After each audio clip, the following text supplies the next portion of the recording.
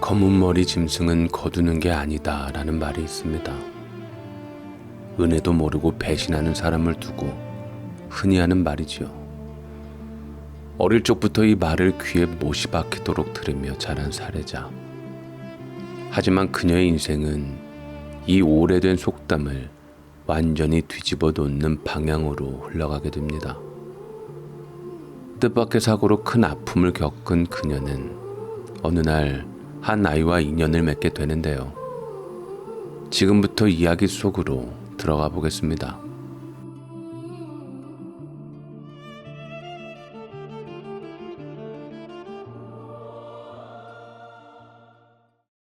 안녕하세요. 우리 친정엄마는 검은 머리 짐승은 거두는 것이 아니라고 입버릇처럼 말씀하시던 분이었는데요. 어제인가 어떤 꼬마 남매가 길에서 울고 있는 노란 새끼 고양이를 안고 가는 거예요. 동생처럼 보이는 아이가 할머니가 검은 머리 짐승 거두는 거 아니랬는데 혼나는 거 아니야 하는데 오빠가 그러더라고요. 얘는 노란 머리라 괜찮을 거라고요. 그걸 보며 딸과 배꼽을 잡고 웃었네요. 어찌나 귀엽고 사랑스러웠는지 모르는데 제가 거둔 3단 같은 검은 머리를 가진 제 딸은 노란 머리는 아니지만 거둘만 했거든요.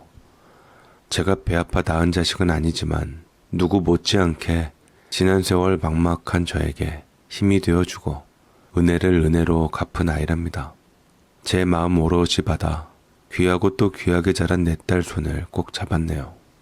이제 칠순, 한톨 의심 없는 어엿한 어미로 바쁜 딸 대신 손자 손녀 돌봐주며 할미 노릇도 톡톡히 하고 있는데요. 오늘 연인님들에게 우리 이야기를 하고 싶어서 사연 보냅니다. 실은 저는 아직 젊은 20대에 영영 아이를 낳지 못하는 몸이 되었습니다. 갑작스러운 사고 때문이었는데요. 주차해놓은 트럭이 미끄러지며 하반신이 돌담에 끼어서 근 2시간 만에 구출이 되었습니다. 저는 사고가 나자마자 기절해서 마침 지나가던 행인에게 발견될 때까지 그대로 의식이 없었고 발견되어 병원에 실려갔을 때는 다들 죽은 줄 알았답니다. 영영 못 걷는다는 의사 선생님의 말과 달리 걷게 되었지만 저는 이 일로 아이 집이 영영 못 쓰게 되어서 여자 구실을 못하게 되었습니다. 당시만 해도 그냥 죽는 게 나을 목숨으로 살아난 게 죄였는데 아버지나 어머니는 별거 아니다. 저를 위로하시며 살아난 것만도 기적이라더라 가슴을 쓸어 내리셨지요. 그렇게 저는 남자를 만날 생각은 아예 못하고 동생들 뒤치다꺼리하며 홀로 늙어갔습니다. 제 사고 때문에 천문학적인 병원비 때문에 가세가 기운 상태라 동생들에게도 여파가 많았거든요.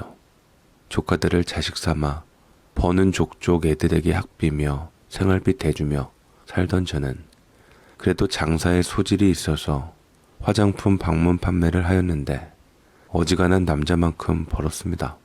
나이 40 넘어서는 데리고 다니는 직원만 서너 되었는데 이 아이들은 못난 남자와 결혼해서 목구멍에 풀칠하려고 밖으로 나선 애들로 비록 가지는 않았지만 저와 별다를 바 없을 인생이었습니다.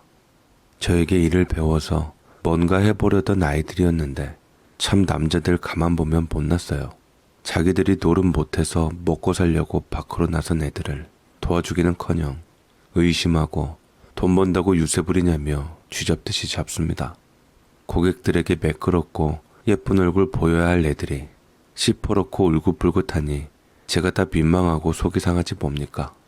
당시만 해도 이혼하면 죽는 줄 알던 시절이라 그렇게 발목 잡혀서 할만하면 그만두고 환멸을 느낄 즈음에 제가 한 사모님에게 남자 하나를 소개받았지요. 그 집 운전기사인데 아내가 병으로 죽고 어린 여자아이 홀로 키우느라 고생한다는데 저 소개해준 사모님 남편하고 친구지간이라 잘 안다고 사람 친구기니 한번 만나보라는 겁니다. 제가 마사지 해드리면서 어릴 적 당한 사고로 애를 못 낳게 됐다는 이야기를 했었거든요. 이야기 듣고 혹시 실례가 될까 싶어서 아무 말 않고 있었다는데 형제도 조카도 결국 남이고 나는 그저 돈줄인가 보다 한탄을 하자 생각으로만 갖고 있던 이야기를 한 것이었죠. 제가 일과 사람에 지쳐서 그런가 문득 제가 아이 낳을 수 있다 해도 딱히 반기지 않을 것 같은 남자의 사연에 마음이 혹하더라고요. 모르겠습니다. 그렇게 부자도 아니고 결혼해봤자 고생길 훤한 이 사람의 사연에 왜 마음이 동했는지요. 아마 열심히 보필한 동생네와 조카가 내 마음 같지 않게 저를 돈줄로만 여기는 것을 알아서 그런 걸지도 모르겠습니다. 당시에 모처럼 피곤한 몸을 이끌고 동네에 갔더니 올케는 반기는 기색도 없이 뚱하고 중학교 다니는 조카놈 역시 고개만 끄덕하고서는 지 엄마한테 뭐 사게 1,000원만 하는데 올케가 미적거리길래 제가 줬거든요. 그랬더니 뭘 기대한 건지 쪼르르 와서 손을 내밀더니 제가 1,000원을 주니 A씨 하면서 짜증을 내며 나가는 겁니다. 올케도 고맙다는 말 한마디 없이 남동생 아직 안 들어왔다고 퉁명스럽게 위아래로 보면서 할 말 있냐 하고요. 와서는 안 될 곳 온 사람처럼 뒤통수 따갑게 나온 저는 형제라고 내 마음 같지는 않음을 그때 안 것 같습니다. 조카를 자식처럼 이건 제 생각이지 쟤들 생각은 다른갑다. 하긴 기껏 배 아파 낳은 자식을 돈 몇 푼 쥐어주고 내 자식 삼겠다는 것도 도둑심 보겠다 생각한 이후로 세상에 저 혼자구나 했거든요. 하지만 이렇게 빈 엄마의 자리, 아내의 자리라면 들어가서 뭐래도 할 수 있지 않을까 싶었나 봅니다. 그렇게 그 집 운전기사를 봤을 때 참 아버지고 딸이고 어쩜 사람들이 그렇게 궁상맞은지요. 보호 본능 자극하게 생겼더라고요. 속은 비록 썩어 문드러질지언정 제법 화려했던 저는 특히 있는 사모님 집으로 찾아가 화장품 영업하는 사람이라 최고 멋쟁이였지요. 그러나 그들처럼 속이 뻥 뚫린 상태였던 저는 다소곳하게 그들과 어울리며 보기만 이렇지 엄청 털털하고 소박한 별 볼 일 없는 여자임을 열심히 어필했습니다. 남편은 원래 별것 없었던 사람의 아내가 많이 아파서 병원비로 날리고 빈털터리입니다. 라고 솔직하게 이실직고를 하였는데 그래서 저도 형제들에게 다 퍼주어서 별것은 없습니다. 같이 벌지요. 라고 하였습니다. 일단 아이가 어리니 엄마 노릇할 누가 있어야 할 텐데 모자라지만 저라도 돌보고 싶다고 하니 그렁그렁한 눈으로 저를 보는데 얼굴은 별로라도 사람이 느낌이 퍽이나 좋았답니다.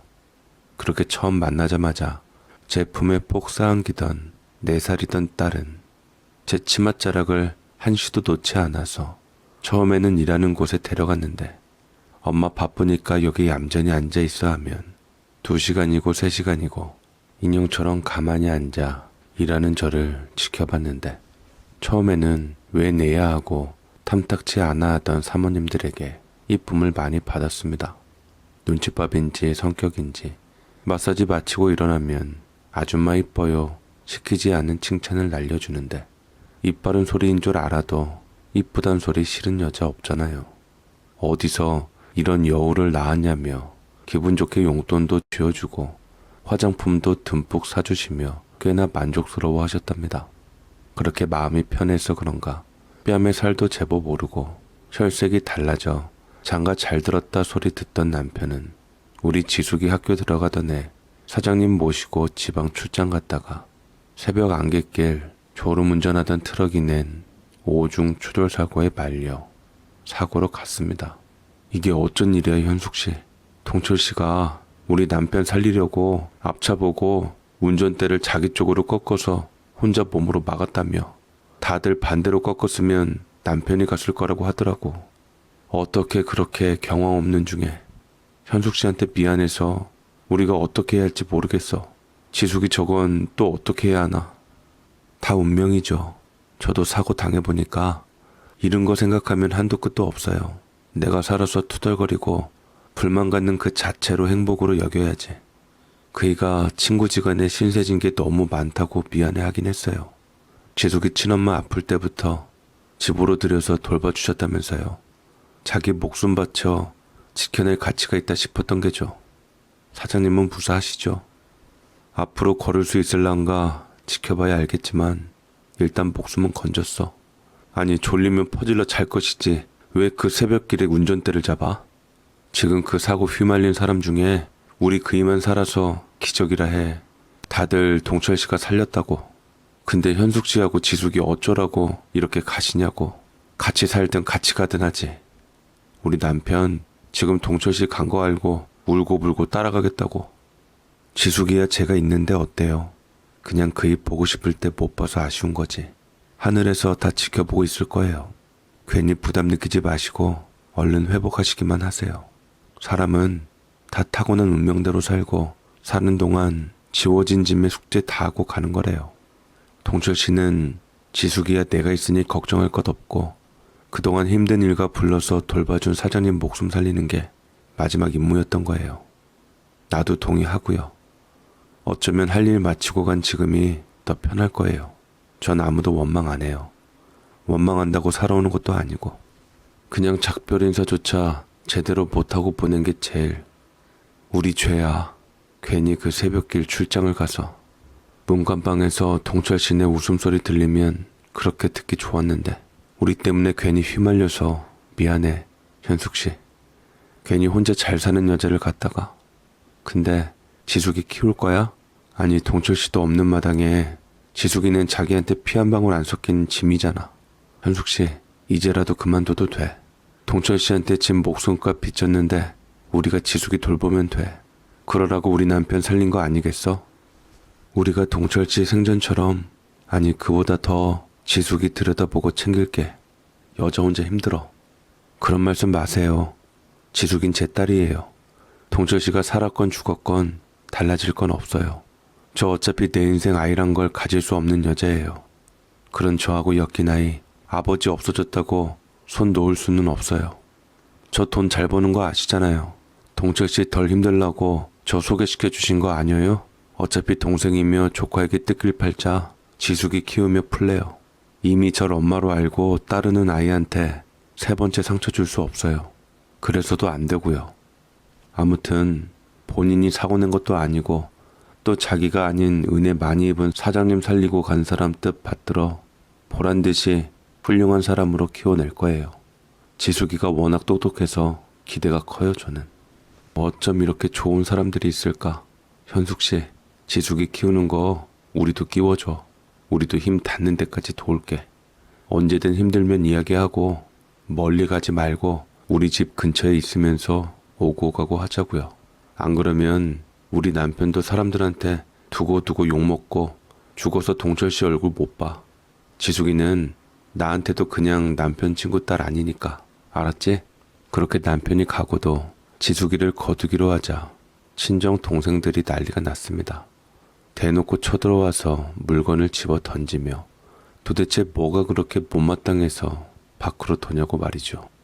뜬금없이 결혼한다고 설칠 때는 남자가 그리운가 보다 하고 넘겼지만 조카들 대학 학비며 시집 장가 보내야 할 때 이제 겨우 학교 들어가는 남의 자식을 왜 키우냐고 말이죠. 놈들이 그러고 있을 때 우리 지숙이가 귀를 막고 커튼 뒤에 숨어서 오들오들 떨고 있는 것을 보니 눈에서 불똥이 튀기며 그것들을 다 쫓아내고서 지숙이를 꼭 안고 달래며 경험 없는 중에도 나이 40 넘어 제추로 들어가 남편까지 보내고 홀로 된 내 입장은 안중에도 없이 그저 돈 이야기뿐인 것에 요놈들에게 내가 누나도 뭣도 아닌 걸어다니는 지갑뿐이구나 또 한 번 알았어요. 어디 해봐라. 내가 다시 니들에게 돈을 주나. 그렇게 저는 머리 검은 짐승임이 틀림없는 형제들 대신 싹수 있고 저와 유대감이 강한 지숙이에게 미래를 걸기로 했습니다. 농담조로 이야기하자면 그때 지숙이 머리색이 갈색빛이 돌았거든요.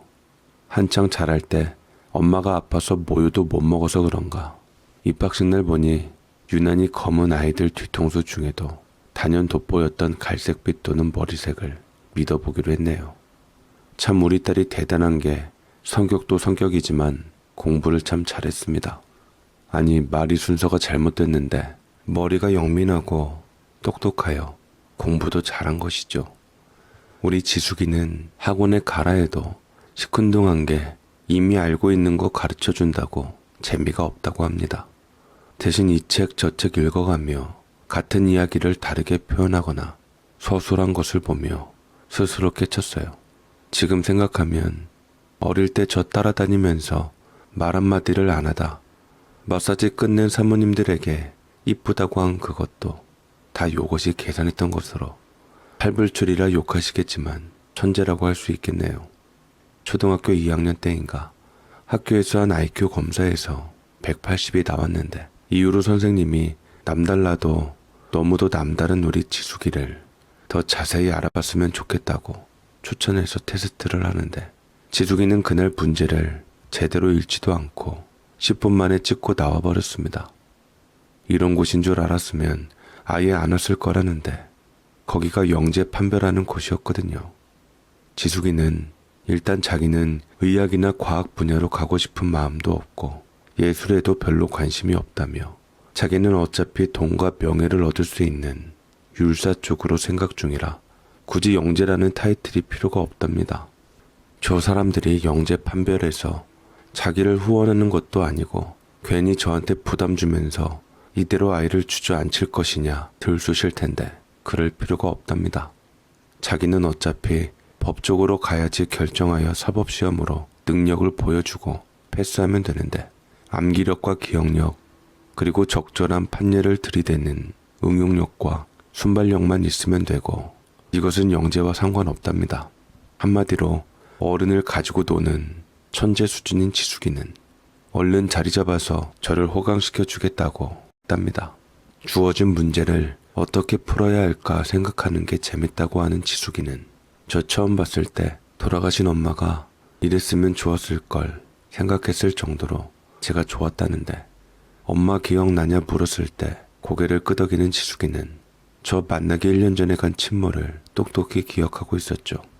그러니 2살 이전의 기억이 아직도 있는 천재라는 건데 누워서 골골대는 엄마라는 이미지를 환하고 향기롭고 따뜻하게 바꿔준 것이 저랍니다.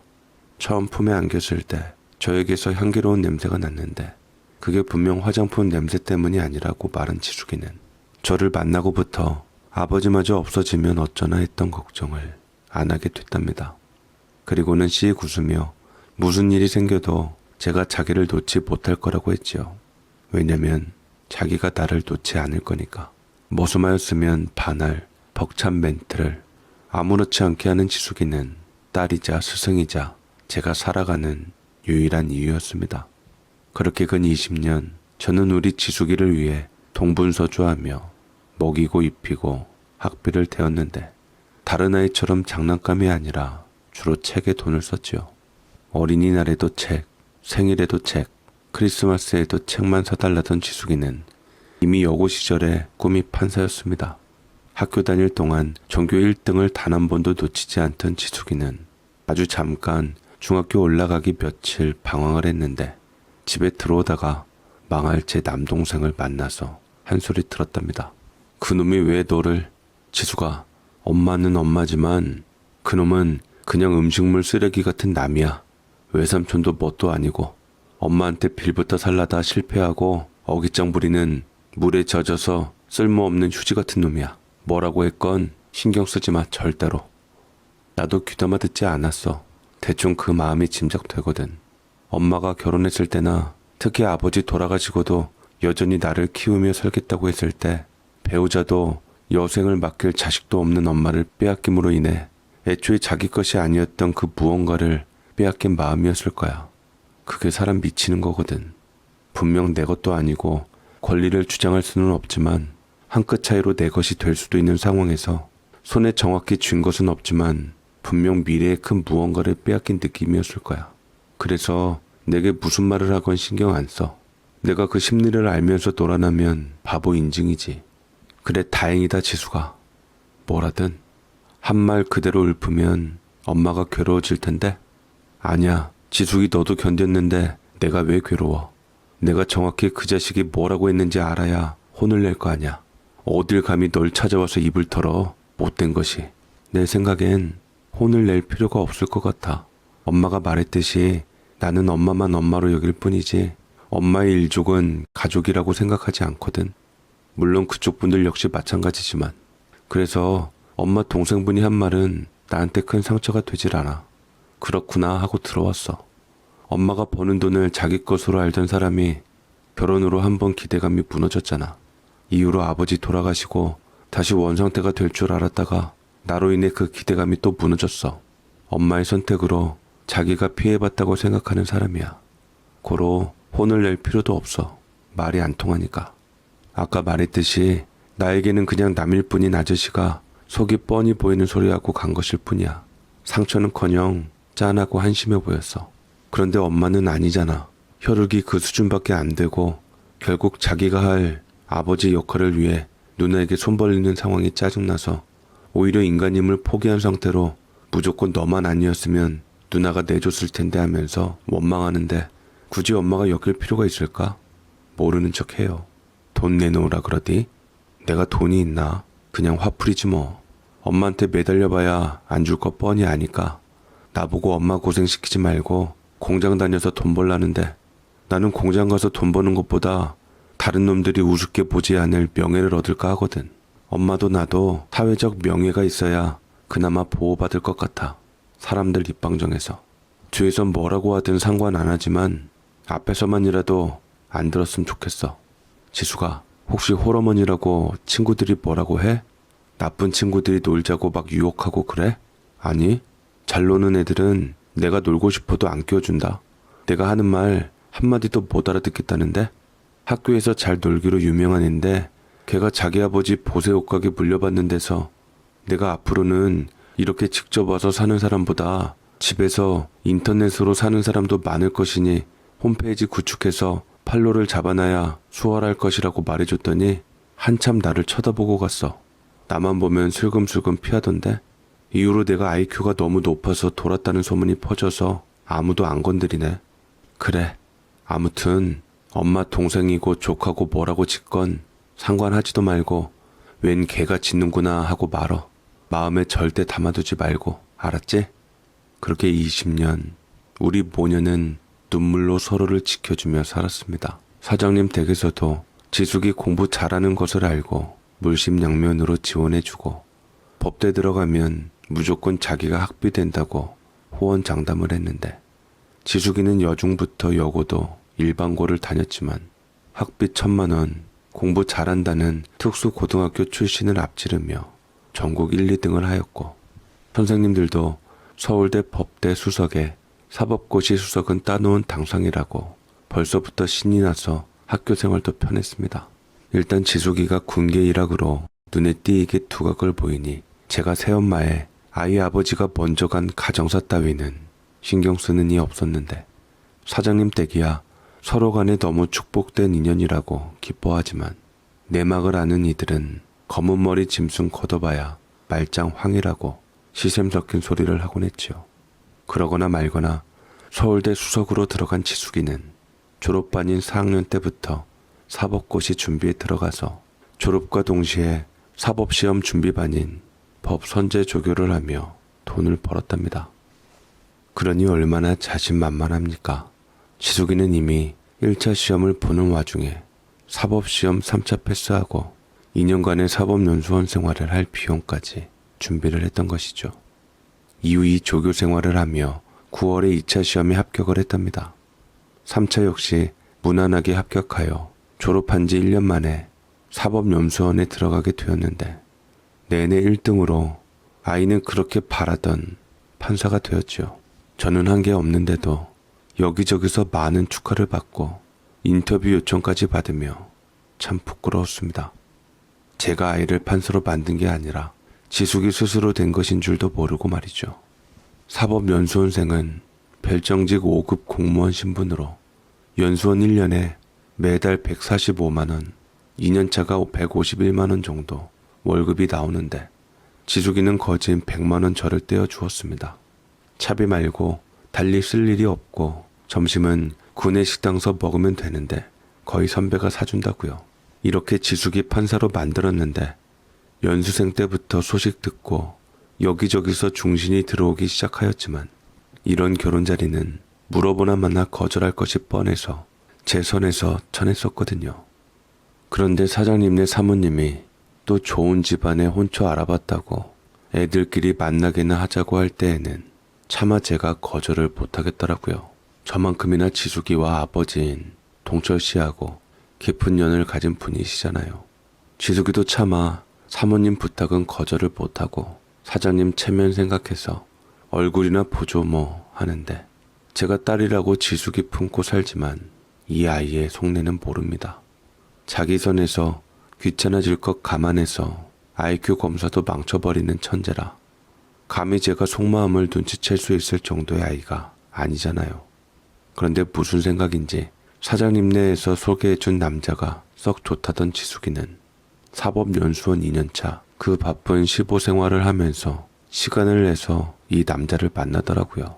물론 아직까지는 확신이 없다며 제게 보여주지는 않았는데, 듣자 하니 사장님네 가족하고 종종 어울린다는 겁니다.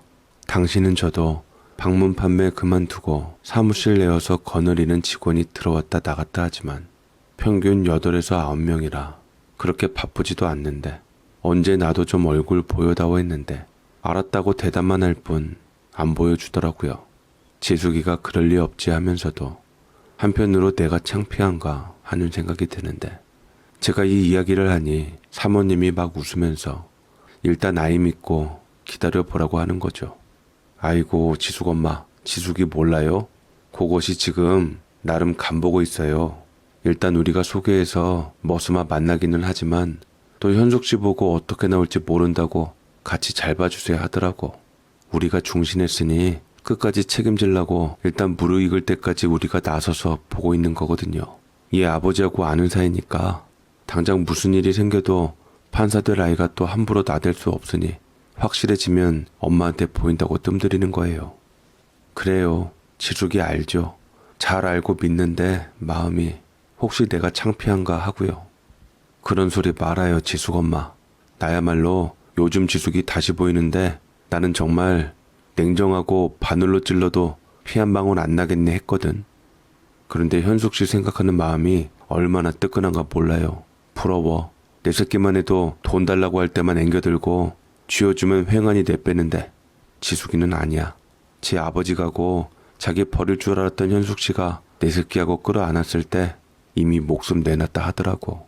어느 딸이 그래? 지숙이가 보여줄 때까지 기다려요. 모수마도 왜 엄마 안 보여주냐고 몸달아서 우리한테 묻는데 네가 아직인가 보다 하고 말거든. 남자가 저 보고 싶다 그래요? 당연하지 그럼. 현숙 씨가 최종 보수 아냐. 지숙이가 못 박았어요. 나는 엄마가 아니라면 결혼 안 한다고요. 아니 내가 지숙이 좋다는 남자를 반대할 리가. 말이 그렇다는 거지. 그러니 요놈이 몸이 닳지. 막말로 현숙 씨를 공략해야 하는데 안 보여주니 돌부처 같은 지숙이는 자기를 좋아하는 건지 뭔지 모르겠으니 우리한테 매달리는 거라고. 이거 바깥 양반한테 비밀로 우리끼리 이야기인데 지숙이는 우리가 소개한 남자 별론가 봐요. 눈치가. 그 집 엄마가 엄청 새침대기거든요. 아버지는 좋은데 암튼 모수마가 약간 약삭 바른 구석은 있어요. 사업하는 집안이라. 그래서 그런가 지금 우리 남편 체면 챙겨주려고 만나긴 하는데 막 좋아 죽겠다 그런 게 없나 봐요. 대충 이만하면 됐다 싶을 때 보여줄 테니 걱정 말고 기다려봐요. 그렇게 제가 이 남자를 한 1년 반 만에 만났나 봅니다. 인상이 차갑기는 하지만 퍽 잘생겼고 집안이 사업을 한다는데 아는 제품 파는 곳이니 굶어 죽을 걱정은 없겠더라고요. 저를 보자마자 머리가 땅바닥에 닿도록 허리 굽혀 인사를 하는데 황송하고 민망하였고 가슴이 벅차올랐죠.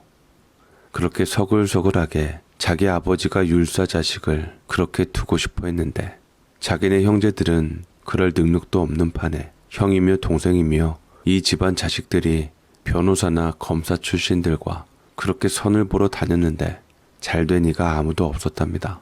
다들 어마어마하게 돈을 밝혀서 자기네 같은 중소는 명함도 못 내밀던 차에 사장님에게 지숙이 이야기 듣고 아버지가 무릎을 치고 중신서라 부탁했는데 저를 꽁꽁 숨겨서 오늘에야 뵙는다며 감개무량해 하더라고요. 그렇게 농담 반 진담 반처럼 이렇게 엄마인 나를 본 이상 올해 안에 날짜 잡자고 너소레를 떠는데 제가 지숙이를 통 모르지만 뭔가 감정적으로 흔들리는 기색이 아니더라고요. 특히 제가 보아도 무리한 주문을 하더라고요. 일단 오빠가 바라던 대로 우리 엄마 보여드렸으니까 됐죠?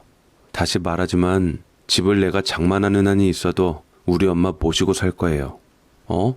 그게 둘이 무슨 일이 있었어요? 제가 우리 부모님 옆집에 신접살림 차리자 했습니다.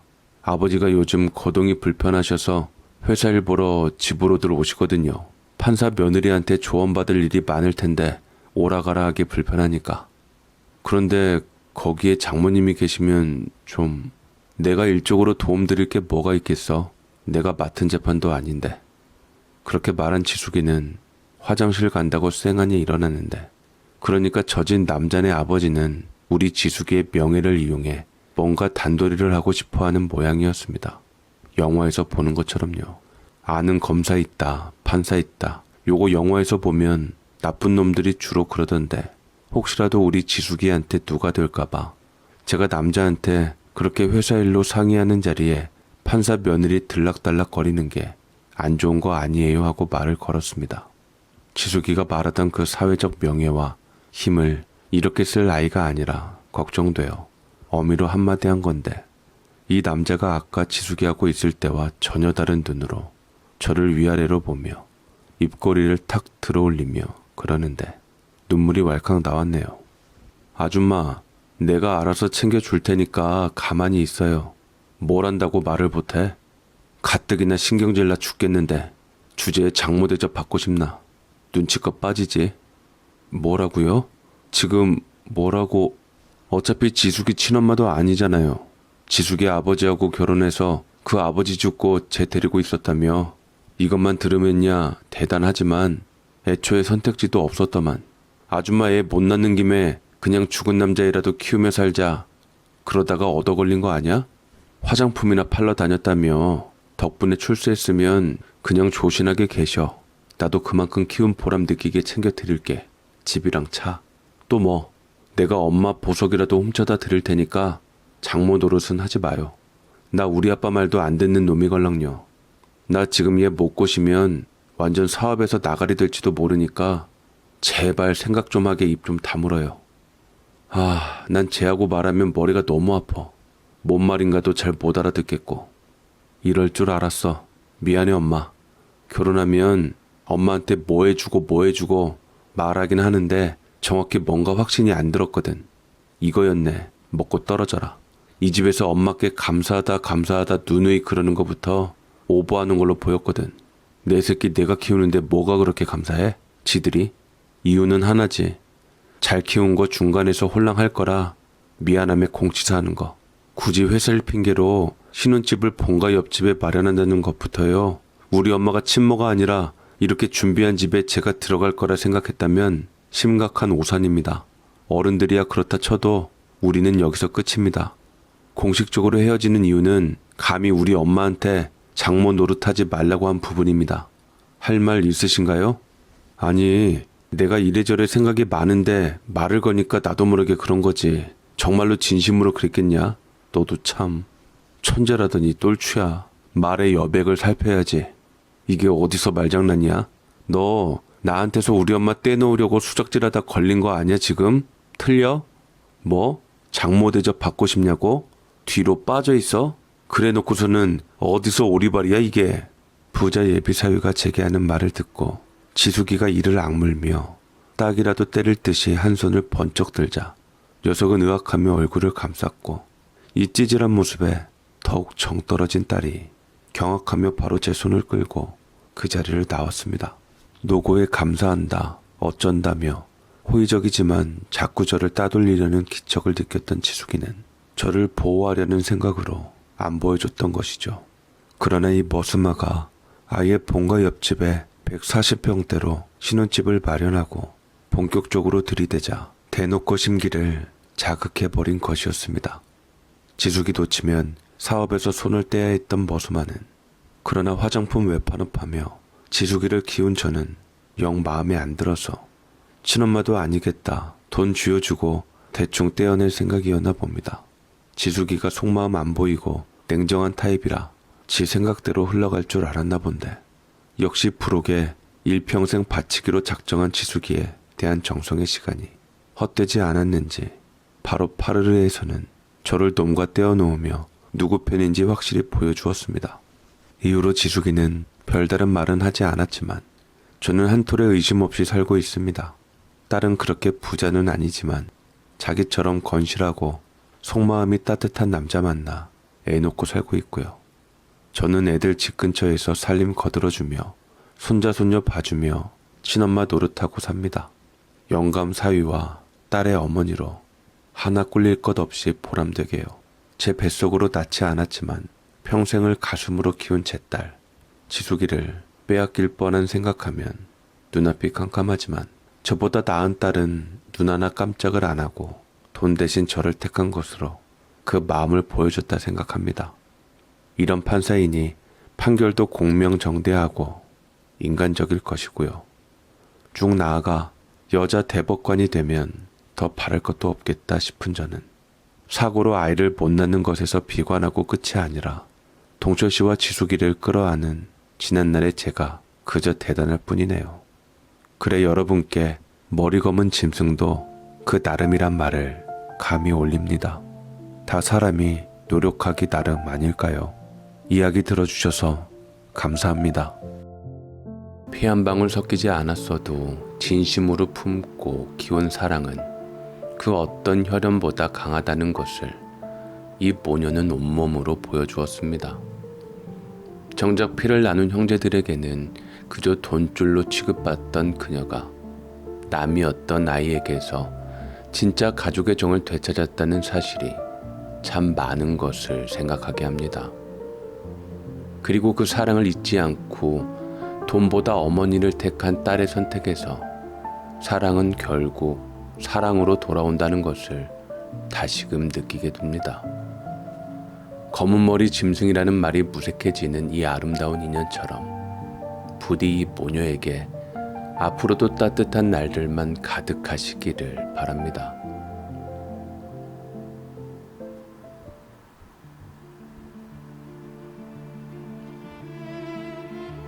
제껴에 제가 넘어간다는 말이 있죠. 누군가를 상대로 세운 계획이 결국 자기 자신에게 되돌아오는 상황을 두고 하는 말이죠. 두 번째로 소개해드릴 사연의 주인공은 처가살이를 하며 한 사람과 오랜 신경전을 벌이게 됩니다.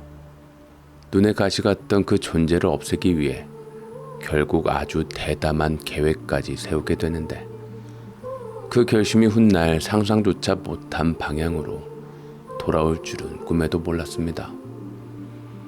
과연 그는 어떤 대가를 치르게 될까요? 그리고 이 이야기의 끝은 어떤 모습일까요? 지금부터 그 다이나믹한 이야기를 들려드리겠습니다. 안녕하세요. 저는 올해 40살 된 남자입니다. 결혼 5년 차예요. 결혼 4년 반 만에 와이프가 어렵게 임신을 해서 양가 어른들이 우리 와이프를 곤달걀 떠받들 듯 하고 있으셔서 그 기분 만끽하면서 지내는 요즘 와이프와도 사이좋아 살만 나는 중입니다. 저희 가족 소개를 할게요. 저는 장인어른, 장모님, 아내와 살아요. 요새도 처가살이 하냐시는 분들도 많은데 저는 어렸을 적부터 저희 집의 친척들이 하도 드나들어서 그런지 처가댁 부모님과 사는 게 그리 낯설지만은 않아서 합가도 어렵지 않게 되었어요. 거기도 저희 처가댁 부모님이 좀 동네에서는 사시는 분이라 손에 물 한 방울 묻는 거 싫어하시는 장모님 덕에 아예 입주 도우미가 계셔서 오히려 편했습니다. 전 산업 디자인을 전공해서 프리랜서 디자이너 일을 하다 보니 집안에 있는 시간이 많았는데 저보다 훨씬 나이 많은 누구에게 일을 시키는데 처음에는 불편했다가도 이내 적응이 된 듯 했지요. 아줌마, 여기는 이렇게 정리 좀 해주시고 저기는 좀 깨끗하게 닦아주세요.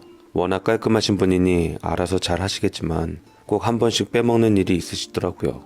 일부러 그러신 건 아닌 건 알겠지만 신경 좀 써주시고요. 라고 했는데 입주 도우미는 더부살이하는 사위인데 집주인 노릇을 하는 제가 은근 경계를 하며 대답도 안 했지만 장모님이 대차게 한 소리를 해대니 이내 꼬리를 내리며 제 말을 들어주셨습니다. 나름 장모님과 까탈스러운 경우도 있었지만 그래도 잘 지내었는데 어느 날 처가댁 부모님도 별의 별일로 지금은 갈라서게 되시고 어쩌다 보니 지금 저희 장모님은 새 장모님이 되셨습니다. 저희 장모님께서 정체가 아주 기가 막히신데 지금부터 그 사연을 읊으려고 이렇게 친히 글을 쓰게 되었어요. 사실은 말이야 바른 말이지 지금에야 제가 새 장모님 아니 장모님이라고 부르지 정말 여기까지 오기까지 사연도 곡절도 많았답니다. 제가 저희 새 장모님께 장모님이라고 부르기 힘들었던 이유가 있어요. 저희 새 장모님에 대해서 이야기하자면 끝도 없습니다. 처가댁 이야기부터 자세히 들어가자면 저희 처가댁은 중인, 역관 집안이랍니다. 그리고 동시에 종로에서 유기전을 하셨지요.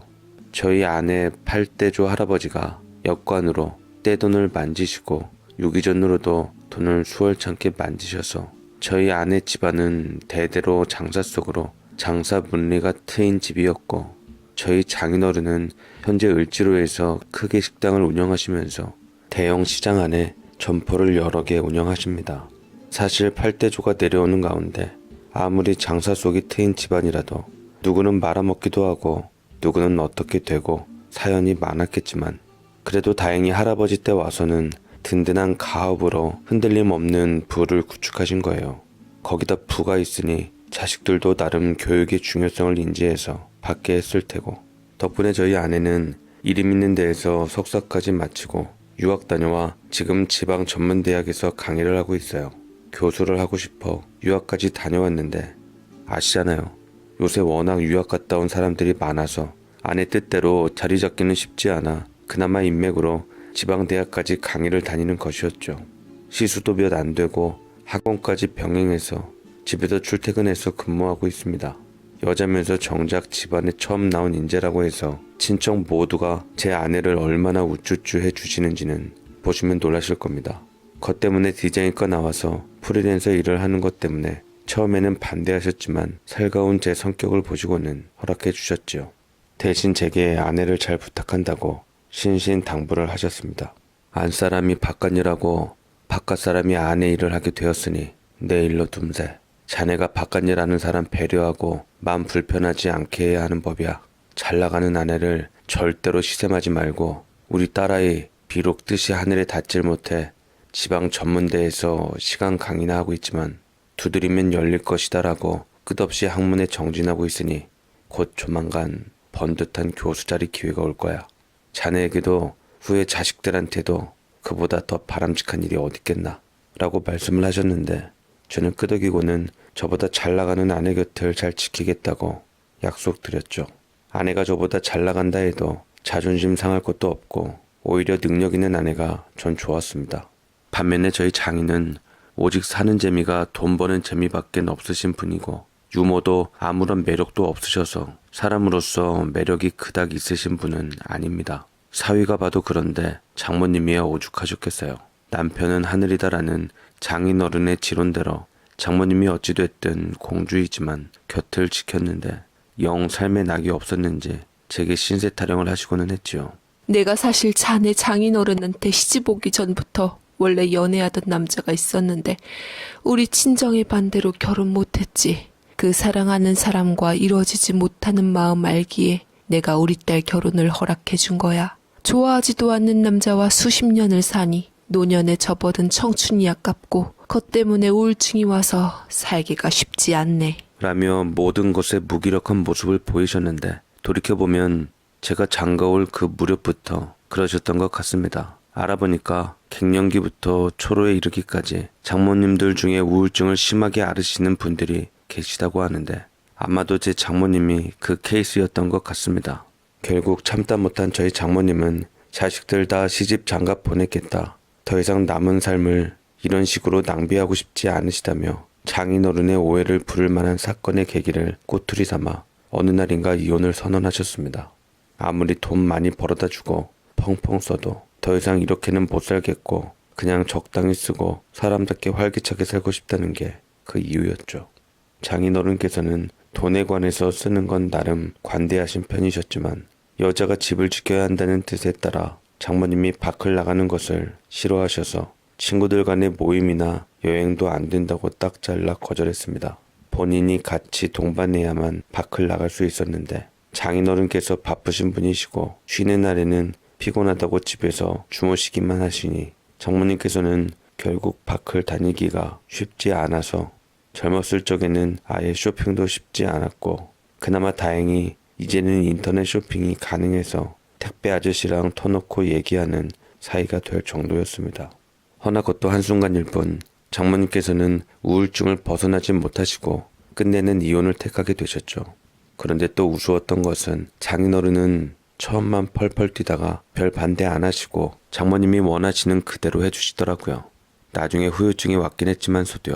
분명 두 분이 저희 모르는 사연이 있을 법하지만 아무래도 부부 사이의 문제니 아직까지 그 누구도 그 이유를 모르고 있긴 합니다.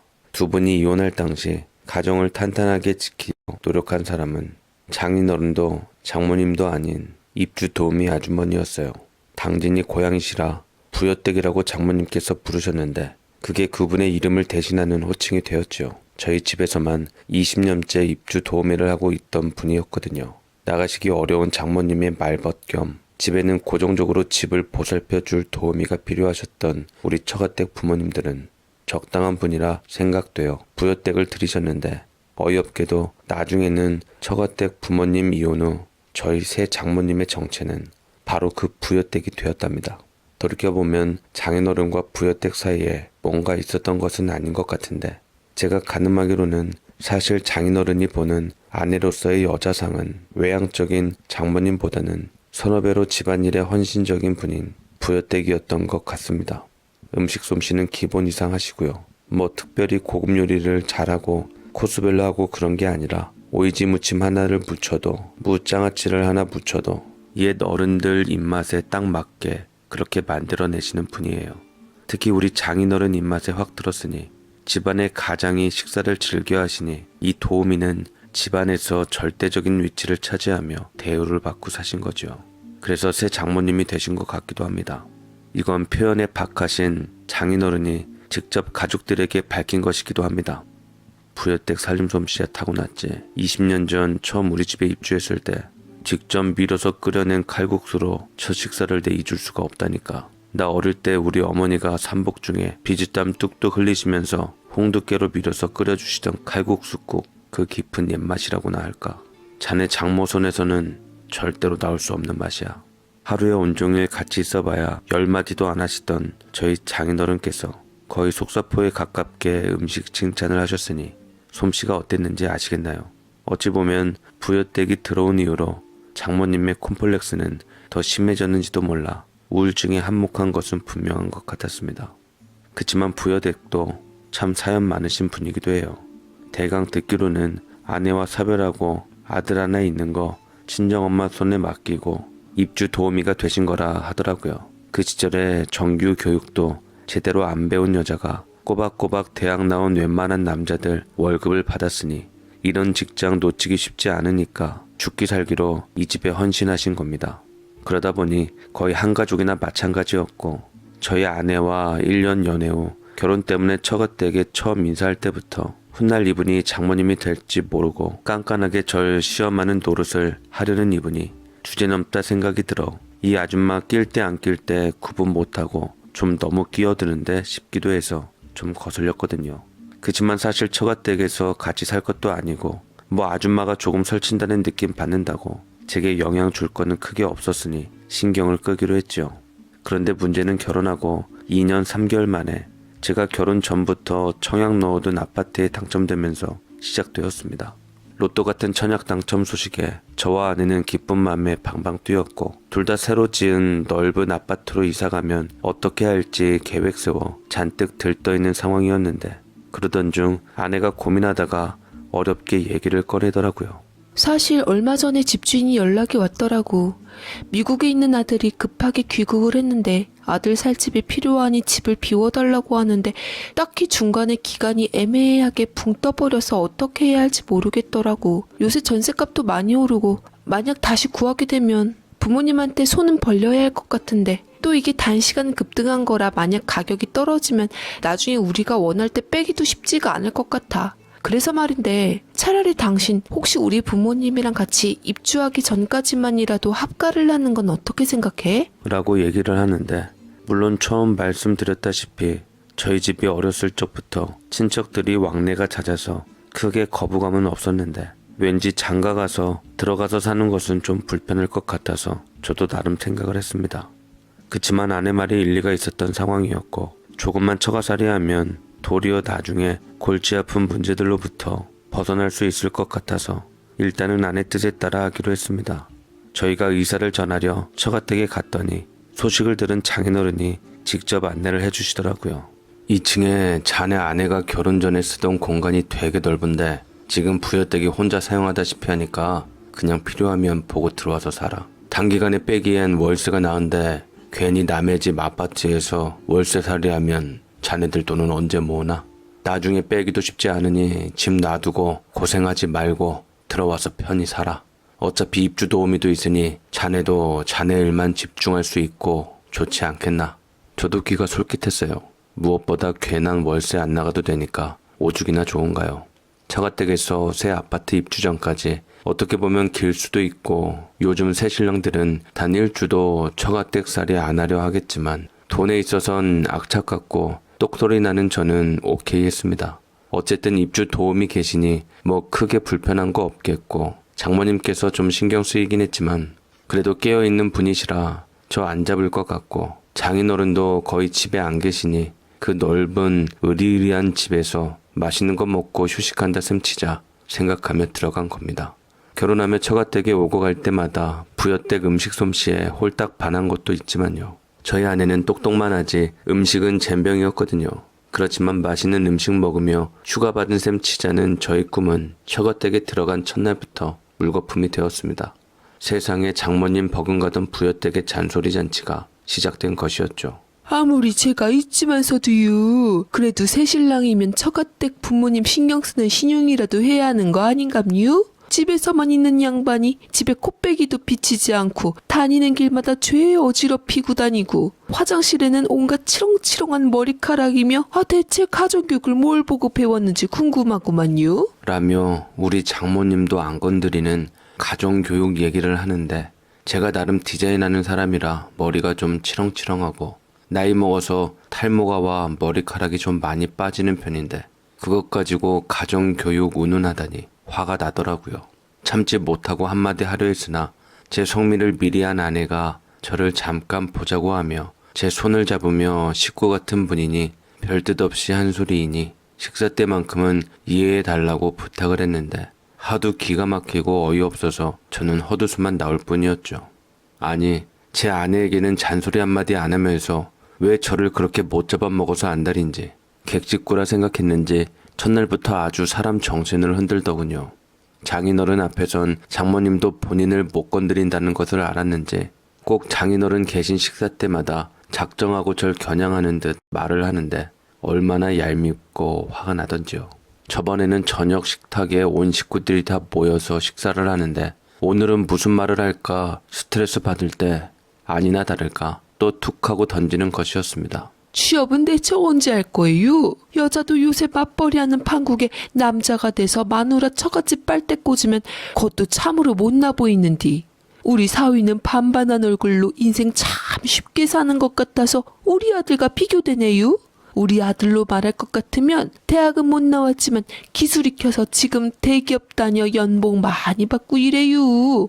고졸인 우리 아들도 그리 일하는디 변변한 대학 나온 사위도 출근하면서 일해야 하지 않겠남요?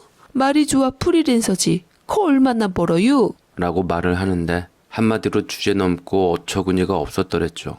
제가 꾹 참으니 장모님이 이제는 거슬린다는 듯 제 편을 들어주시더라고요. 부여댁, 내 사위는 내가 알아서 할 테니깐 부여댁은 본인 아들 일이나 신경 쓰지? 왜 나도 안 나서는 일을 바깥 양반 올 때마다 이르는 것처럼 사사건건 우리 사위에 대해서 그리 말하는 줄 모르겠네. 요새 프리랜서가 얼마나 잘 나가는 줄이 나 알아? 집에 있다고 일 안 하는 거 아니니까 그만 좀 해. 라고 하시는데 장인어른이 헛기침을 하며 좋지 않은 표정으로 숟가락을 딱 놓고 일어나 버렸고 아주 식사 자리는 엉망이 되었습니다. 못난 사위 잘못 들어와 집안 시끄러워졌다며 부여댁이 혀를 끌끌 찼는데 대체 나랑 무슨 억하심정이 있어서 이러는지 모르겠더라고요. 혹시나 부여댁 아들이 이 집 사위 되지 못해서 그 분풀이를 내게 하는 건가 싶기도 했습니다. 허나 그건 시작에 불과했어요. 제가 가만히 앉아있는 꼴을 못 보는 겁니다. 제가 소파에 앉아서 핸드폰을 하거나 TV를 보면 그게 그렇게 꼴 보기 싫은지 청소기를 정신없이 돌리고 걸레질을 하면서 아유, 좀 다리 좀 치워봐요. 그 다리는 무슨 금태강을 둘렀나? 살포시 폭에 앉아서리 꿈쩍 안 하네. 사람이 코앞에서 움직이는데 말이요. 이놈의 방구석은 웃겨도 콕 섣달 금음개가 다가오도록 웃기는 방구석이네. 이게 지금 방이요, 돼지우리간이요. 쥐남니는 아침 대바람에 정원 청소하시며 집구석에서 놀고 있는 사위 일 안 시키려고 하는데, 으레, 한칙은 너, 두치가 일이고 시칙은 너 치가 일인 집구석에는 처가살이하는 사위가 눈치도 없이 만판 처자빠져서 양심도 없어. 그러면서 방을 정리하고 여기저기 떨어진 옷을 정리하는 겁니다. 그리고 청소기를 돌리고 걸레질을 하면서 또 중얼중얼 장인어른 눈밖에 나면 안 된다고 부여되기 불편하게 한다고 징징거려도 안 통하는 아내. 그러나 아내는 아내대로 또 남몰래 부여댁 아주머니한테 금전을 쥐어주면서 제 남편한테 너무 뭐라 하지 말아달라 부탁을 했다네요. 내가 아주머니께 돈 좀 쥐어드렸어. 날 친자식처럼 바라보시는 그 따뜻한 마음으로 남편을 바라봐달라고. 그렇게 못난 사람 아니고 좀 어린애 같고 철이 없어서 그렇지 아들이라 생각해달라고 간곡히 말씀을 드렸으니 괜찮을 거야. 아무리 화나도 부여댁은 건드리지 마. 우리 엄마도 웬만해선 부여댁 심기 거스를까봐 말 잘 안 해. 살림 솜씨 그만한 사람이 없다고 말이야. 그런데 이 아주머니 돈은 받아놓고 여전히 제 장모님도 안 시키는 처가살이를 시키는 겁니다. 제가 하는 건 그냥 다 꼴보기 싫으셔서요. 제가 정말 이제는 도저히 못 참겠어서 이대로 이 아줌마랑 며칠이라도 붙어있다간 스트레스로 우라병 생기겠다 싶어서 죽어라는 깨가 크리스마스 연말 끼고 보드장으로 6박 7일 여행 계획을 짰습니다. 같이 지낼 날 단 며칠이라도 줄여보자고요. 여행 이야기를 장인 장모님께 드렸더니 부여댁이 크리스마스 연말을 부부 단둘이서 보내지 말고 지금 가게도 인테리어 공사 중이니까 처가댁 부모님도 같이 가라고 끼어들어 훈수를 두는 겁니다. 펜션이 밥을 해먹어야 하는데 밥 때문에 어떻게 하냐고 펄쩍 뛰더니 도우미 아주머니 자신이 따라오셔서 밥 해주시겠다는 겁니다. 이래서 가족여행이 되고 말았어요. 그 좁은 20평 펜션에서 다섯이서 지내자니 이건 당장 도로 서울로 돌아가고 싶은 마음이 자글자글이었지만 이왕 온 거 보드나 실컷 타기로 마음을 먹었는데 생전 보드라고는 타보지 못했던 부여댁도 같이 따라 나서더라고요. 초보자는 다친다고 쉽지 않을 거라 말했지만 소시적 운동 좀 잘했다고 빡빡 우기는 바람에 같이 가게 되었죠. 보드를 타면서 보통 초보 강습 받을 때 반나절 넘게 넘어지는 연습을 받잖아요. 엉덩이, 허리 등 순으로 넘어지면서 충격이 최소로 되게 하는 그 기본 법부터 시작해서 넘어질 때 절대 손으로 짚으면 안 되는 거 알려주었는데 아줌마는 그대로 하려고 노력했으나 몸이 안 따라주었는지 스키장에 도착한 지 이틀 만에 다쳤습니다. 헬멧, 고글은 최고급으로 아내가 사다가 착용시켜 드렸어서 크게 다치지는 않았지만 팔목과 발목 인대가 많이 늘어나서 기부스를 하고 3주를 지내야 했더랬죠. 그 고생은 고스란히 와이프와 제게 돌아왔어요. 여행지 5일 내내 한 일은 아줌마 병원 데리고 가서 아줌마 기부스 해드리고 아줌마 모시고 펜션으로 돌아와 아줌마 식사 시중 들고 아줌마 밥 해드리고 아줌마 목욕시켜드리는 거였고요. 뭐 게다가 서울에 올라와서는요. 펜션에서 하던 거 다 제가 다 하고 더불어 집안일하고 청소하고 밥하고 시장 보고 3주를 꼬박 그렇게 지냈습니다. 정말 꼴도 보기 싫은 왼수 같은 아줌마가 수저에다가 밥을 떠서 제 앞에 내밀면 그 위에 생선 가시 발라서 올려놓고 그러면서 5일을 지냈고요. 아줌마는 손 하나 까딱도 안 하고 모든 걸 저를 시켜 먹으려고 하시고요. 하다못해 코앞에 있는 리모컨까지 집어달라고 하실 지경이라 머리가 지끈지끈하더라고요. 그렇게 아줌마는 기부스를 무사히 풀고 어느 날 제게 기회가 왔습니다. 제가 밖에서 대문 따고 들어가서 외부로 연결된 2층 우리 방으로 올라갔거든요. 저는 그때쯤에는 웬만하면 부여댁 아줌마하고 안 부딪히려고 외부 계단으로 다녔습니다. 밖에 나갔다 온 날은요. 제 방에 가방이며 놓고 있자니 웬 한우 굽는 냄새가 2층까지 올라와서 아래층을 내려오려고 보니 모르는 남자와 부여댁 아줌마가 주방에서 신나게 한우를 구워 먹고 있는 겁니다. 엄마, 진짜 이 집 식구들은 무슨 돈이 그렇게 많아서 이렇게 맛있는 한우만 먹는데? 20년 동안 엄마 덕분에 아주 입에 기름칠 제대로 한다니까. 그러게 말이야. 내가 진짜 이 집 사위가 됐어야 했는데. 내가 모른 척하고 다가가니 그리 콧대가 높아서 어느 남자 만나나 했더니만 고작 안정치 못한 반백수를 만났네. 그러게나 말이여. 아주 헛똑똑이라니께. 사위 자리는 이미 물 건너가 버린 일이니 미련 베리고 어여 하나라도 더 입에 넣어. 내가 눈치 봐서 전복이랑 소갈비 잰 것도 좀 싸줄 테니까 가져가서 먹고. 우리 집에선 후라이팬으로 먹지만 여기는 숯불로 구워먹어서 훨씬 맛있는 것 같아. 어구어구 잘 먹는다 내 새끼. 오고 가는 대화들을 대충 들어보니 어쩐지 부여댁이 왜 나를 미워했는지 알 것 같더라고요. 역시나 사위 자리를 노리고 아들이 부여댁과 모른 척하고 우리 와이프한테 다가갔는데 어필을 못한 듯 했죠. 딱 보니 외모도 성품도 저 따라오려면 멀어서 역시 우리 와이프가 누나는 높네 생각했습니다. 암튼 이 요망한 부여댁 아줌마는 식구들 없는 시간에 이 아줌마 아들 불러들여 쭉 이렇게 집에 좋은 음식들 다 먹이고 있었던 거죠. 그날따라 장모님도 친정에 행사가 있어 이모님 댁에 잠시 가 있었거든요. 있는 도끼에 발등 찍힌다더니 그렇게 처가댁 살림 위하는 척 피같이 아껴주는 척 하더니 이건 뒤로 뒤통수 쳐도 유분수지 너무 어처구니 없는 마음이 드는 겁니다.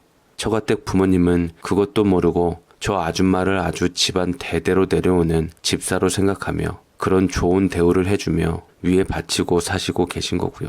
제가 이 아줌마 이 일을 당장 장모님 들어오면 고에 바치려고 벼르고 있었습니다. 속으로 쾌재를 불렀지요. 그러나 문제는 그것이 아니었습니다. 다른 때와 변함없는 시간에 장모님 표정을 보니 너무 험악해서 무슨 말을 못하겠더라고요. 장모님 들어오시고 잇따라 장인어른 들어오시는데 장인어른은 잔뜩 주눅 들어 계시고요.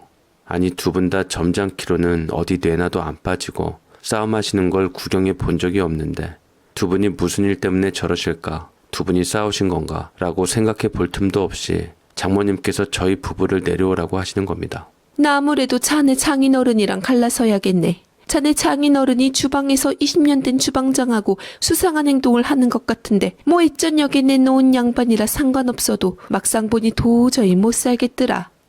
차라리 잘됐다 싶다. 라고 말을 하시는데 장인어른 벌컥 문 열고 나오시더니 그런 말도 안 되는 억지 소리 좀 하지 말라며 펄펄 뛰시는 건데 이혼은 해줄 테니 자식 앞에선 누명 씌우진 말라더라고요. 양쪽 분 이야기를 들어본 내용을 요약하자면 장인어른은 김계순 주방장과 회식 후 같은 택시를 타고 들어오다가 김계순 주방장이 여동생이 사업으로 진 빚으로 허덕이고 있는 때여서 돈 벌고 집 밖에 모르던 순진한 장인어른이 월급을 1년치를 미리 앞당겨서 주기로 한 걸 장모님께서 아신 거예요. 그에 관련된 통화를 장인어른께서 식탁에서 통화하는 걸 부여댁이 들었고 부여댁은 사실 고용자들의 일이라 모른 척 할까도 생각했지만 괜히 그런 일 잘 모르는 일에 섣불리 아는 척 안 하는 게 가정 도우미들 사이의 철칙이라지만 우리 부여댁은 또 그런 일반 도우미들하고는 틀린 20년 입주 집사나 마찬가지잖아요. 고용주들 일이 곧 자기 일이라고 생각한 부여댁. 이런 미미한 일마저 사모님을 속이고 하는 일은 자기 손으로 바로 잡아야겠다는 객기를 느끼고는 저희 장모님에게 말을 한 겁니다. 그러나 그건 사람 심리에 대해서 그런 차원이 다른 정신적인 문제에 대해서는 전혀 아는 바가 없고 생각할 필요도 못 느끼는 부여댁의 생각일 뿐이고요. 장모님은 전혀 다른 각도로 나온 거죠. 이혼각, 두말할 필요도 없고 가차없는 이혼을 선포하신 겁니다. 이 충격적인 결론에 부여댁 장인어른보다 더 펄펄 뛸 기세인 거죠. 왜 그렇게 필요 이상으로 펄펄 뛰냐면 처가댁 부모님이 이혼하면 집도 이사할 거고 자신의 일자리가 이 안온한 일자리가 당장에 날아갈지도 모른다는 불안감, 극도의 불안감에 휩싸인 겁니다. 부여댁은 집안 상황이 정신없고 혼란스러우니 저에 대한 미움만 부글부글 끓어서 급기야 저를 들들 볶는 지경, 아니 저를 대대적으로 망신 주는 과정까지 간 것이었죠. 저는 장모님도 이제 이혼 선언을 했겠다. 저 사람을 반드시 내보내야 내가 단 하루라도 맘 편히 살겠구나 싶은 마음이 들었네요. 혼수로 처가댁 부모님이 해주신 금수저, 금돼지, 금저금통 등등 세트들을 모두 꺼내서 하나하나 정성스레 닦았어요. 일부러 부여댁 청소할 시간에요. 그리고는 다음날 제가 안 입는 옷들, 유행 지난 옷 중에서 고급스러운 옷 몇 가지를 골라서 비닐에 넣고 아래층에서 현관 쪽으로 움직였습니다. 부여댁 청소하는 옆에서요. 부여댁 눈이 휘둥그레져서는 큰 소리를 내더군요. 음식으로 죄 받은 사람들이 있고 멀쩡한 옷 가져다 버려서 죄 짓는 사람이 있다고요. 그러면서 옷을 뺏어서 챙기는 겁니다. 내일 휴가날 동생네 갈 것인데 거기 대학생 조카들 가져다 준다고요. 그래서 그 옷들 전부 고스란히 부여댁 소나귀에 들어간 겁니다.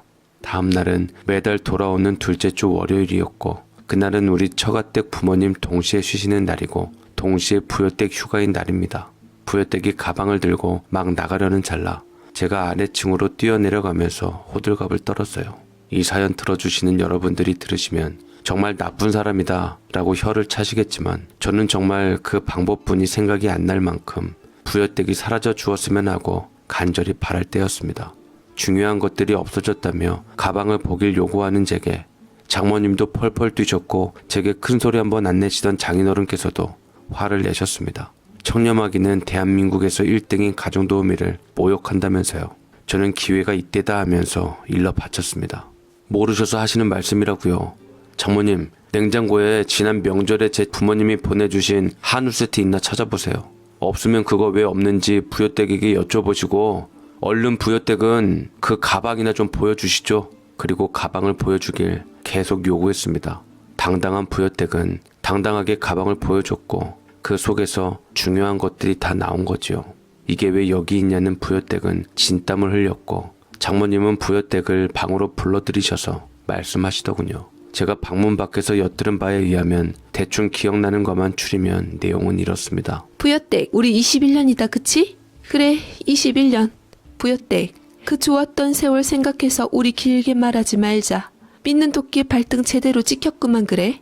부여댁 내 성격 알지? 난 남편이 직원에게 수상한 월급 미리 땡겨주는 것만으로도 당장 이혼하는 사람이야. 어차피 이렇게 된 거 우리 그만 만나자고. 그동안 20년 일한 거 내가 퇴직금 잘 계산해서 통장에 넣어줄게. 우선 당장 급한 옷까지 챙겨서 가고 거처 정해지면 연락해. 퇴직금 내일 오전 중에 붙여줄게. 그 돈으로 오피스텔이든 뭐든 얻으라고. 지금 대충만 계산해도 3억은 될성 싶은데 내가 더 넣어줄게. 어디 지방에 웬만한 작은 빌라 하나는 얻을 수 있게 말이야. 빌라 한 2억짜리 하나 사고 1억은 통장에 넣어두고 노년 보내. 워낙에 솜씨가 좋으니 어디 식당 같은 데 들어가도 좋을 거고.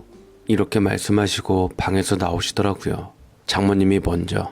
그 뒤로 부여댁이 따라 나오고 부여댁 2층 자기 방에서 옷 몇 가지 챙겨 나오고 장인어른과 아내는 각자 방에서 안 나오고요. 부여댁 나가는 길은 아내가 배웅했습니다. 아내에게 마지막 남긴 말은 제게 마지막 얘기를 남긴 거였어요. 신랑한테 꼭 전해줘요. 남의 눈에 눈물 나게 하면 본인 눈에서는 언젠간 피눈물 난다고요. 그러던지 말던지 이미 떠나간 사람 다시 볼 일 없을 거라 여기고 네, 저는 드디어 제 세상이 온 것 같았습니다.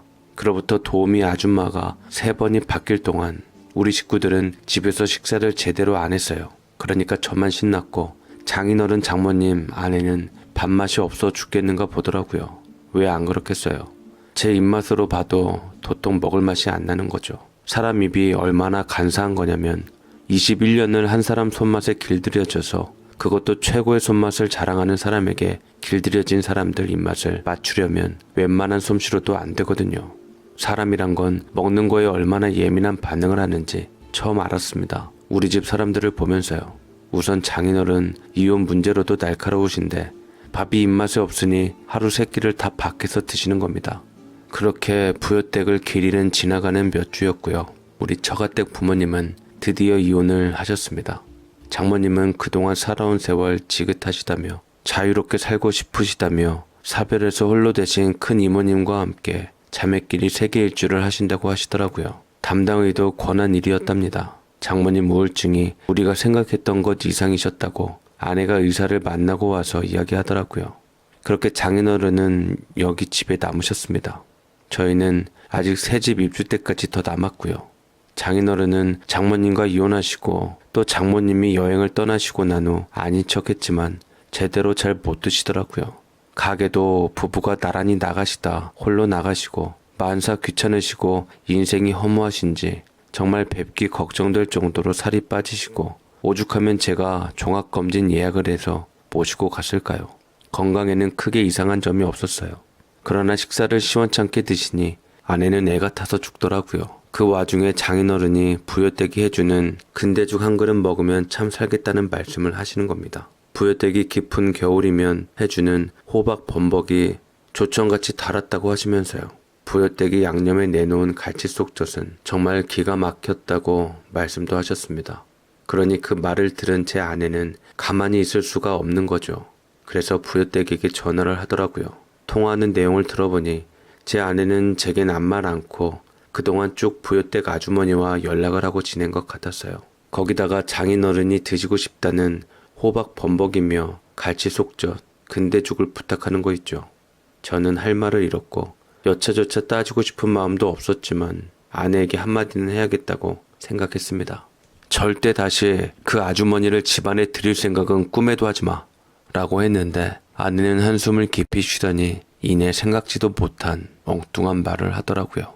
미안해, 안 물어보고 혼자 결정해서. 사실 나 우리 분양받은 아파트 부동산에 내놨어. 엄마도 안 계시는데 바깥 일만 하던 아버지 어떻게 혼자 사실 수 있겠어? 그렇다고 부여댁이 있는 것도 아니고 우리라도 모시고 여기 본가에서 살아야 할 것 같아.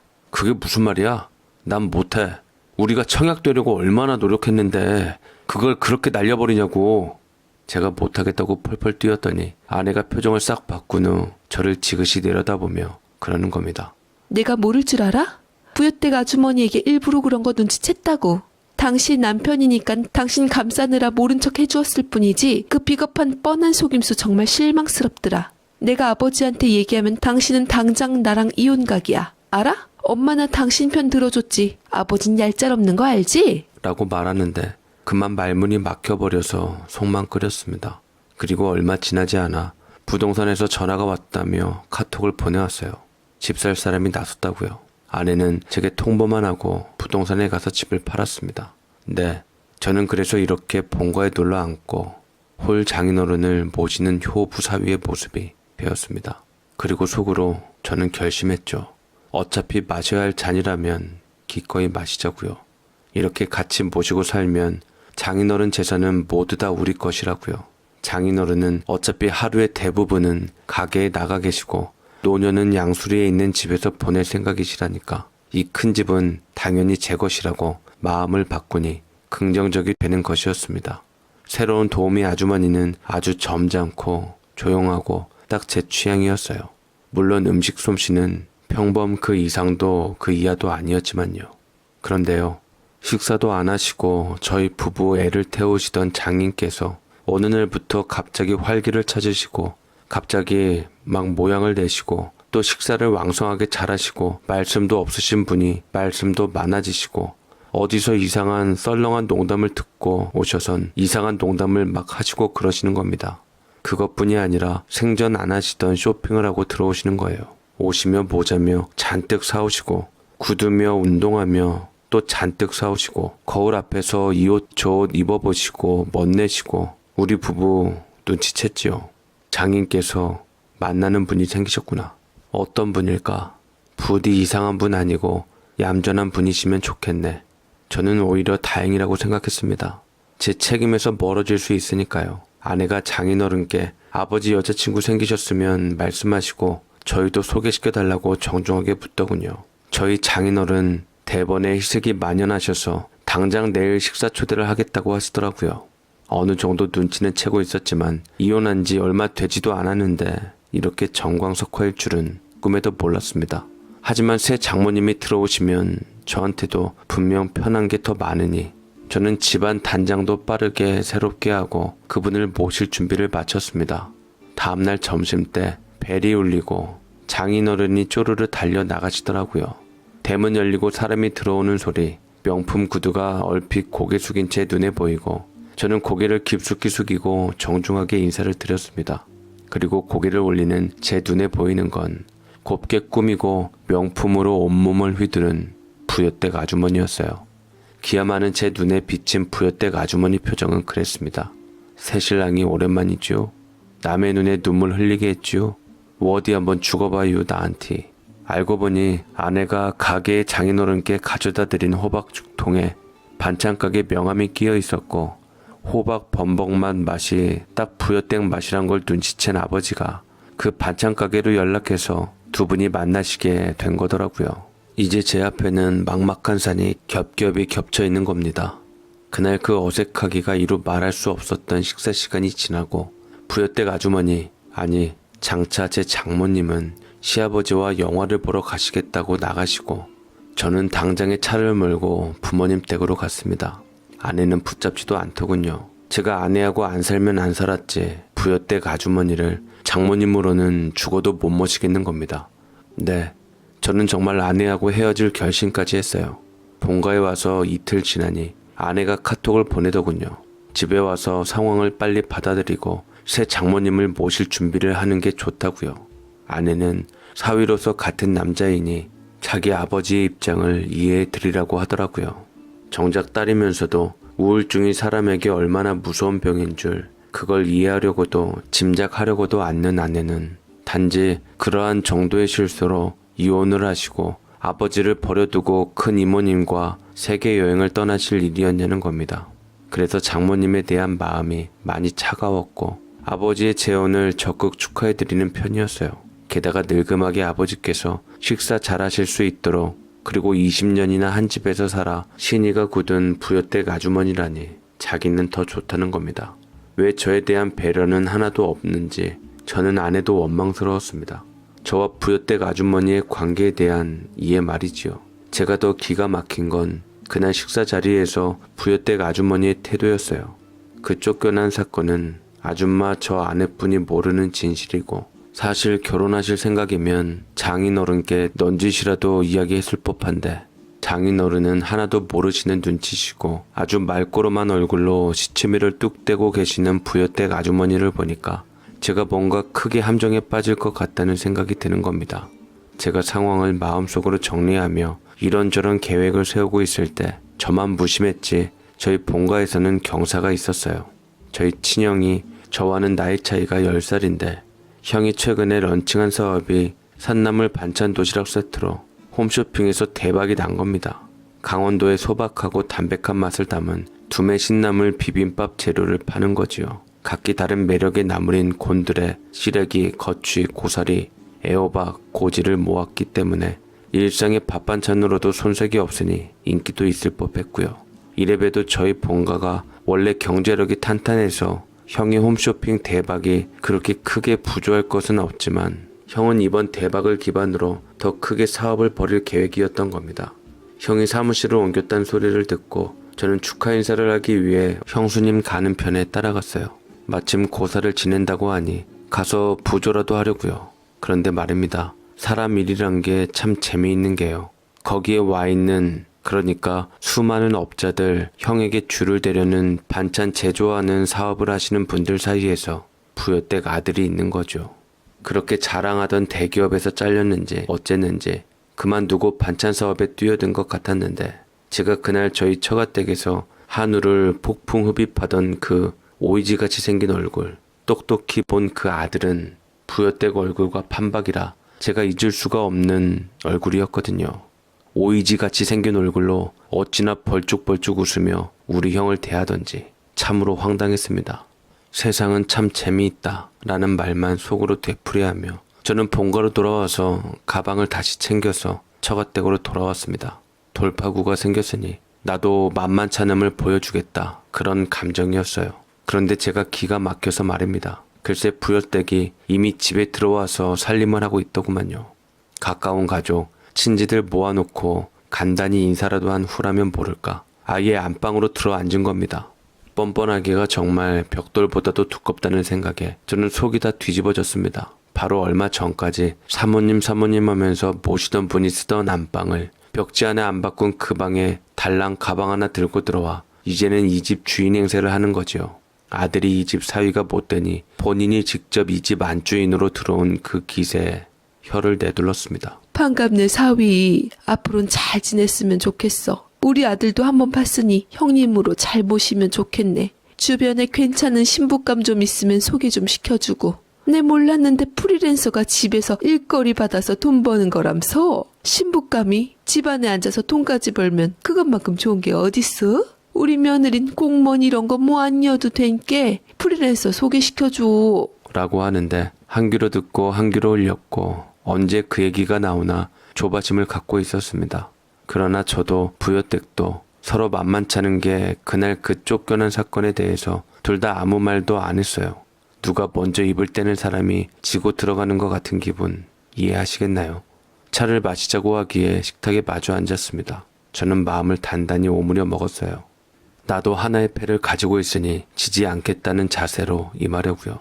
그랬더니 이 부여댁이 정말 의외의 말을 하더군요. 네, 사실은 이 집에 들어오고 얼마 안 돼서부터 자네 장인어른을 짝사랑했었네. 사모님이랑 딱 봐도 너무 매치가 안 되더라고. 왜냐면 너무나 얌전하고 수줍고 내성적인 양반이 속에는 천사가 들어앉은 양반이 마나님한테 남편으로 대접을 제대로 못 받는 것 같다는 그 생각을 떨칠 수가 없었지. 뭐 마나님도 인성은 참 좋은 분인데 남편한테 정이 없는 게 눈에 보여서 자네 장인한테 그냥 마음에 가더라고. 무엇보다 내놓은 음식을 그렇게도 맛있게 드시는 게 애틋하고 감사하고 그러기도 하고. 라면서 그래서 자신이 할 수 있는 한도 내에서 할 수 있는 모든 음식을 주인 양반을 위해서 하자는 충성심에서 시작된 마음이 하면 할수록 남자에게 해주는 음식으로 그 마음이 변질되어 가더랍니다. 그래서 더한 더 좋은 요리도 해주고 싶어서 욕심이 생기더래요. 주인 마나님 허락하에 중식, 일식, 프랑스 요리 모든 요리를 다 배우러 다녔대요. 그 모든 요리를 다 익혀서 주인 부부가 집에 손님을 초대하면 한상 멋지게 제대로 코스별로 차려내어 부부가 자랑스러워하게 만들어 드렸고 봄이면 봄대로 가을이면 가을대로 간장, 고추장, 된장, 매주, 김장 할 수 있는 모든 것을 온 정성을 기울여 다 가정에서 했다고 하십니다. 한 10년쯤 되는 어느 날 장인어른께서 불러서 식당으로 나와서 일을 배우지 않겠냐고 하시더래요. 식당 총 지배인직을 주겠다고요. 입주 도우미보다 돈도 많이 받고 정말 어마어마한 제안이었지만 그러나 거절했답니다. 집에서 가정에서 오직 주인 양반을 위한 음식을 해주고 싶은 마음, 한 집에서 살고 싶은 마음에서요. 총 지배인으로 식당에 나가게 되면 이 집에서도 나가야 되니까요. 쫓겨나는 사건이 터지고 이 집에서 나가야 될 상황에서도 이제는 주인 양반을 못 본다는 그 한 가지 생각에 가슴이 찢어질 것 같았답니다. 당신은 이 집 양반이 이혼을 하시고 새 마나님을 얻어도 이 집에서 계속 살면서 이 집 주인을 바라만 보고 살아도 좋겠다고 생각하고 있었으니까요. 쫓겨나는 사건이 터지고 도우미 일에서 쫓겨나고 정말 세상 살 의욕도 없었지만 먹고 살아야 하니까 바로 일을 시작했답니다.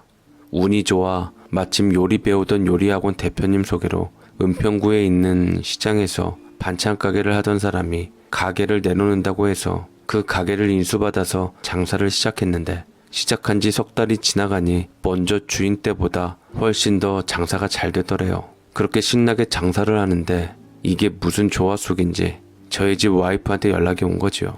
사실 둘은 모녀 사이처럼 다정한 사이였던지라 그동안도 간간히 연락을 주고받았는데 장모님이 이혼하고 떠나신 후 주인 양반이 식사도 잘 못하시고 사신다는 이야기를 접하고서 장인어른이 감기 몸살 앓으시거나 몸이 아플 때마다 본인이 해주었던 근대죽, 갈치속젓, 호박 범벅 이런 거를 찾으신다는 이야기를 듣고 온 정성과 솜씨를 다해 해다가 보낸 거지요. 그리고 얼마 후 꿈결같이 장인어른이 가게를 찾아오셨더랍니다. 눈물이 앞을 가리는 순간이었다고 말하는데 부여댁 아니 저희 새 장모님은 사연이 원체 슬픈 여인이라 깊게는 말을 안 하겠는데요. 남편하고 재미있게 살아본 역사가 없다며 우시더라고요. 슬하에 하나 있는 아들의 아버지하고는 결혼 1년 만에 사별하고 쭉 혼자서 사셨는데 사람의 인생으로는 가슴 아프지요. 그리고 20여 년을 장인어른에게 표현 못하고 짝사랑하는 마음을 접었는데 그런데 무슨 하늘의 조화 속인지 그 남자가 혼자가 되어 자신의 앞에 나타난 겁니다. 자신의 손맛을 못 잊어서요. 그래서 예전 과거 일은 다 우리 이짜고 사위. 내가 억지로 자네 장모 내쫓아서 들이민 것도 아니고 인연이 일이 되었으니 앞으로 더 잘할 테니까 나 좀 잘 부탁해요. 우리 아들도 잘 부탁하고 난 한 번만이라도 행복하게 살았으면 좋겠어. 부탁일세 사위. 비록 내 아들도 나도 못 배우고 무식하지만 자네가 잘 가르쳐주고 하면 우리 좋은 사이가 될 수 있을 거야. 우리 한 가족처럼 잘 지내봄세.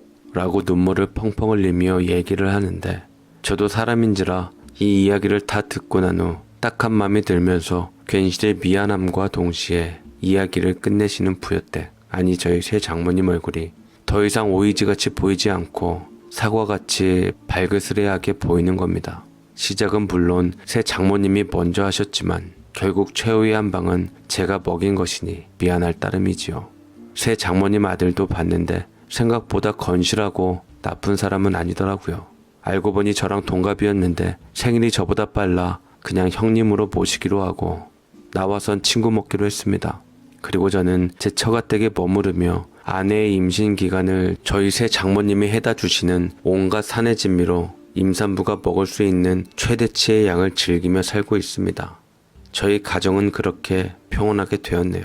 절 예뻐해 주신 떠나간 장모님도 저희 가정만큼 행복하게 잘 인생 꾸리며 사셨으면 좋겠습니다. 제 이야기 들어주셔서 감사합니다.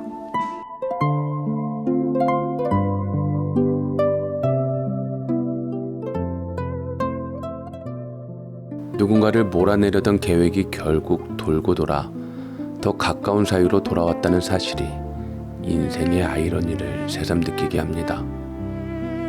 사람 사이의 미움과 오해도 시간이 지나고 진실을 알게 되면 이렇게 다른 모습으로 변할 수 있다는 것이 놀랍기도 합니다. 완벽하게 통쾌하지도 완벽하게 후련하지도 않은 이 결말이야말로 오히려 우리네 삶과 가장 닮아있는 것 같습니다. 부디 새로운 가족에게도 그리고 떠나보낸 인연에게도 각자의 자리에서 평안히 깃들기를 바랍니다. 오늘도 끝까지 함께 해주셔서 감사합니다. 사연 읽어주는 연인을 찾는 모든 분들 늘 건강하시고 행복하시길 바랍니다.